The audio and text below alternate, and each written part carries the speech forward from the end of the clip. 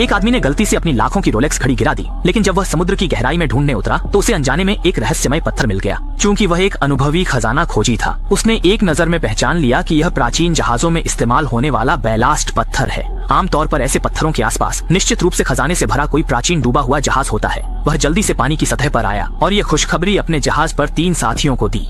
सबने यह सुनते ही तुरंत काम शुरू कर दिया और समुद्र की गहराई में खजाना ढूंढने उतर गए। जैसा कि उम्मीद थी, कुछ ही देर में निक को कुछ मिल गया। जब उसने उसे निकाल कर देखा तो पता चला कि वह सैकड़ों साल पुरानी एक सोने की कटार है। इतनी दुर्लभ चीज मिलने के बाद लगता है कि इस इलाके में छुपा खजाना वाकई कुछ खास है। यह देखकर निक की खुशी का ठिकाना नहीं रहा। अब बस उन्हें समुद्र के नीचे छुपा खजाना ढूंढना है और फिर उनकी जिंदगी हमेशा के लिए बदल सकती है। खोज की गति बढ़ाने के लिए वे तुरंत बाजार गए और बड़ी मात्रा में खोज उपकरण खरीदे। फिर दोबारा इसी समुद्री इलाके में लौट आए। अब पूरी तैयारी के साथ काम शुरू करने के लिए उन्होंने पहले रस्सी से एक मोटा क्षेत्र चिन्हित किया, फिर मेटल डिटेक्टर की मदद से बारीकी से खोजबीन शुरू की। वाकई जल्दी ही मेटल डिटेक्टर ने प्रतिक्रिया दी। सच्चाई जानने के लिए निक ने तुरंत अपने साथी को इशारा किया कि वह हेयर ड्रायर से सतह की रेत को उड़ा दे और तभी एक मोटी लोहे की जंजीर नजर आई। यह महसूस करते हुए कि नीचे अभी भी कोई बड़ा सामान है, निक ने अपने साथी से हेयर ड्रायर की ताकत बढ़ाने को कहा। जैसे जैसे रेत दोनों ओर उड़ती गई, नीचे छुपा बड़ा सामान भी आखिरकार सामने आ गया। असल में नीचे दफन चीज सैकड़ों साल पुरानी एक इटालियन तोप थी। इस पुराने एंटीक को बाहर निकालने के लिए उन्होंने जल्दी से रस्सी तोप के दोनों ओर बांध दी, फिर दोनों तरफ के एयर बैग्स में हवा भर दी। जैसे ही जोर लगाकर उसे उठाया, विशालकाय चीज धीरे धीरे ऊपर आ गई। जैसे ही वे इस टन भर की लोहे की तोप को जहाज पर ले जाने की तैयारी कर रहे थे, ऊपर निगरानी कर रही उनकी साथी लीसा ने अचानक एक सायरन की आवाज सुनी। असल में तटरक्षक नियमित जांच के लिए आ गए थे। इससे समुद्र के नीचे मौजूद तीनों लोग बुरी तरह घबरा गए, क्योंकि वे जानते थे कि अगर यह भारी तोप ऊपर ले जाई गई तो समुद्र के नीचे छुपा खजाना भी उजागर हो जाएगा। उस समय संबंधित विभाग उसे अपने कब्जे में ले लेंगे और उन्हें एक तिनका भी हाथ न लगे। इस स्थिति से बचने के लिए निक ने तुरंत एंटोन को इशारा किया कि वह हवा छोड़ दे ताकि तोप अस्थायी रूप से पानी में स्थिर रह सके। लेकिन जैसे ही एंटोन ने एयरबैग खोलकर हवा छोड़नी शुरू की, गलती से सारी हवा निकाल बैठा। इससे कुछ ही पलों में हजारों किलो वजन की लोहे की तोप बेकाबू होकर समुद्र की गहराई में गिरने लगी। एंटोन का हाथ गलती से रस्सी में उलझ गया, जिससे तोप के साथ समुद्र की गहराई में खींचता चला गया। संयोग से जैसे ही तोप समुद्र की सतह पर गिरी, सटीक तरीके से एंटोन के हाथ को नीचे दबा बैठी। हालात को बदतर बना दिया कि उनके पास बची ऑक्सीजन अब खत्म हो चुकी थी। मजबूरी में तीनों को बची ऑक्सीजन में सांस लेनी पड़ी।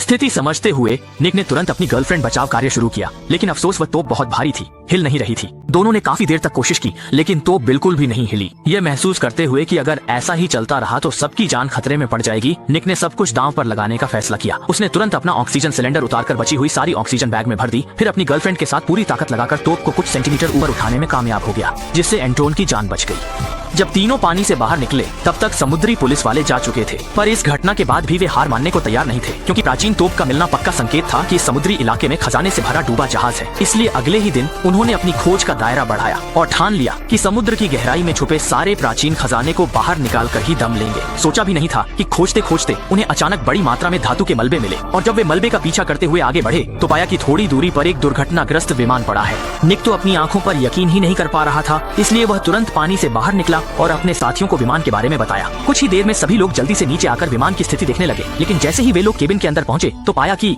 इसके अंदर आटा भरा हुआ था। स्पष्ट है कि यह विमान तस्करों द्वारा आटा ले जाने के लिए इस्तेमाल किया गया था। बस संयोगवश दुर्घटना का शिकार होकर इस समुद्री क्षेत्र में गिर पड़ा। यह दृश्य देखकर डैनी घबरा गया, लेकिन उसका साथी एंटोन बेहद उत्साहित था, यहाँ तक कि वह एक पैकेट घर ले जाकर बेचने की भी सोच रहा था। लेकिन निक का मानना था कि अगर यह चीज पुलिस को मिल गई तो उनकी सारी पोल खुल जाएगी और ऐसे बेईमानी के पैसे को वह कभी हाथ नहीं लगाएगा। ये कहते हुए उसने छोटी चाकू से आटे की पैकिंग को काट दिया और सारा आटा एक साथ समुद्र में फेंक दिया। घर लौटने के बाद निक की गर्लफ्रेंड शाओमेई ने पुलिस को सूचना देने का सुझाव दिया, लेकिन यह बात तुरंत बाकी साथियों ने ठुकरा दी, क्योंकि अगर पुलिस को पता चल गया तो उस समुद्री इलाके को जरूर सील कर दिया जाएगा और समुद्र के नीचे छुपा अनमोल खजाना भी जब्त कर लिया जाएगा। इसलिए साथियों ने सुझाव दिया कि वे पहले खजाने को निकाल लें, उसके बाद ही विमान की घटना की सूचना पुलिस को दें। यह तरीका सबको अच्छा लगा और सभी ने तुरंत सहमति जता दी, लेकिन एक तरफ खड़ी लीसा के मन में कुछ गलत विचार आने लगे। अगले दिन जब सभी लोग खजाने की तलाश में लगे थे, लीसा चुपचाप विमान के मलबे के पास पहुंच गई और कुछ पैकेट आटा लेकर बेचने की योजना बनाने लगी। लेकिन उसकी चाल उलटी पड़ गई। जैसे ही वह विमान के केबिन में घुसी, उसका ऑक्सीजन सिलेंडर विमान के मलबे में फंस गया। इसी दौरान उसके साथी लीसा को ढूंढते रहे, लेकिन वह कहीं नजर नहीं आई। स्थिति की गंभीरता भांपते हुए निक जल्दी से गैस सिलेंडर लेकर समुद्र में उतर गया। उसे एहसास था लीसा विमान के मलबे में है। बिना समय गंवाए अंदर घुस गया। हैरानी की बात, उसने वाकई मलबे के अंदर लीसा को ढूंढ निकाला। सौभाग्य से निक समय पर पहुंच गया, जिससे लीसा की जान बाल बाल बच गई। घर लौटने के बाद सभी ने प्राचीन दस्तावेजों को खंगाला, जिससे उन्हें पता चला कि समुद्र से निकाली गई ये प्राचीन वस्तुएं संभवतः 300 साल पहले एक फ्रांसीसी व्यापारी के मालवाहक जहाज की हैं। और किताब में यह भी स्पष्ट रूप से दर्ज था कि उस समय के व्यापारी ने युद्ध से बचने के लिए अपनी अरबों की संपत्ति एक वेस्ट विंड नामक मालवाहक जहाज पर रख दी थी ताकि उसे फ्रांस वापस भेजा जा सके।